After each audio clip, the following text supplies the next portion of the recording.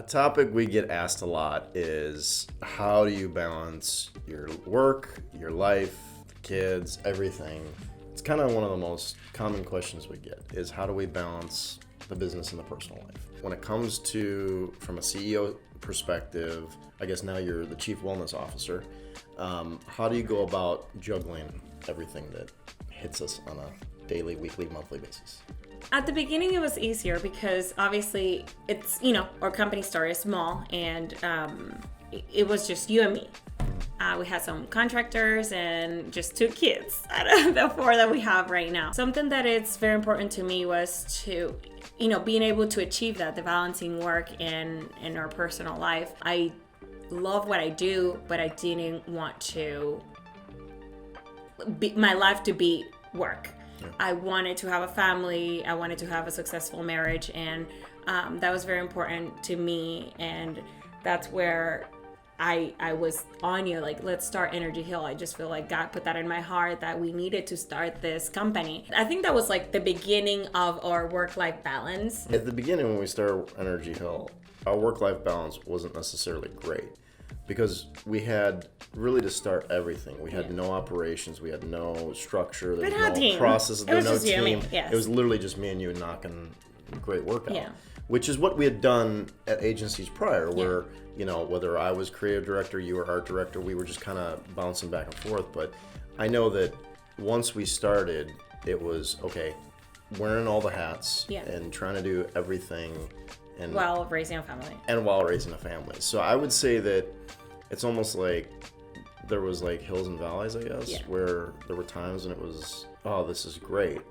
And there are times when like, why? I think the thing is, it's a lot of learning. Yeah. In this process, we have learned a lot and looked up to, people that have done this in the past and kind of like learning from people that have failed and people that have succeeded and, seeing, things that they did. And I'm like, I think I can adopt this. And just we kind of started doing that. C12 was another instrumental thing in our work life that came to us in just great season. It's a business forum with like-minded individuals focusing on running your business as a ministry, but also bringing very practical leadership and business optimization guidance and counsel to your company. It's a group of typically around C12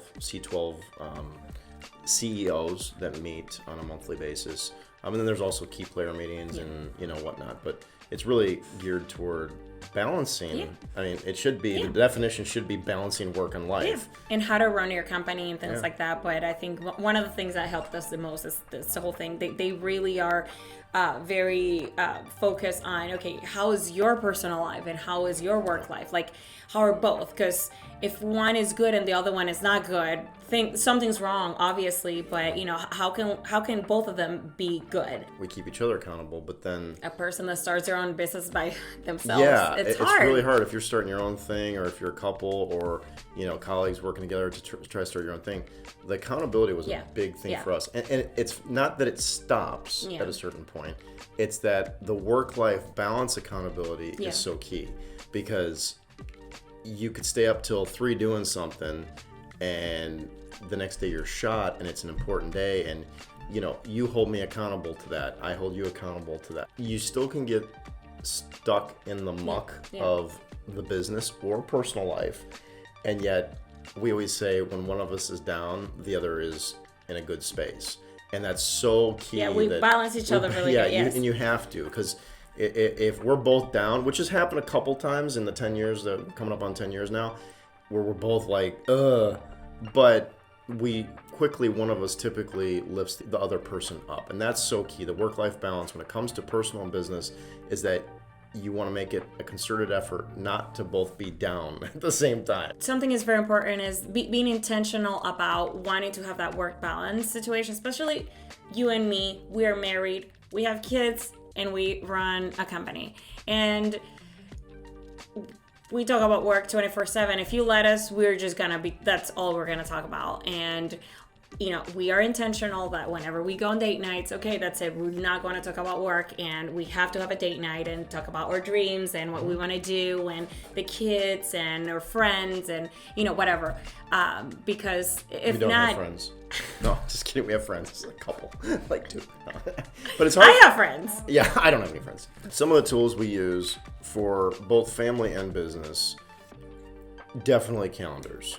And you have to kind of be intentional. Yes. and like have a date where you're like, okay, we're going to update the calendar last week of the month, and we have 2 big, 2 foot by 2 foot calendars. They're big calendars that are in our home that it has 2 months. So to have, for now it'd be May and June, and then once May's done, we move June over and then put up July, and we kind of just have that for mostly family. I'd say 90% of it's family.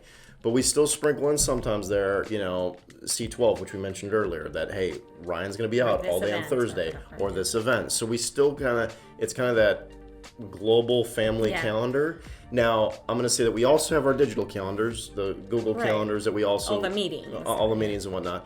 A lot of times I see work-life balance for whether it's couples or entrepreneurs that are partnering together is because they simply just don't talk to each other. I know it sounds weird, but I don't know how many small businesses and even big business, this is across the gamut of small, medium, large businesses, entrepreneurs, decision makers.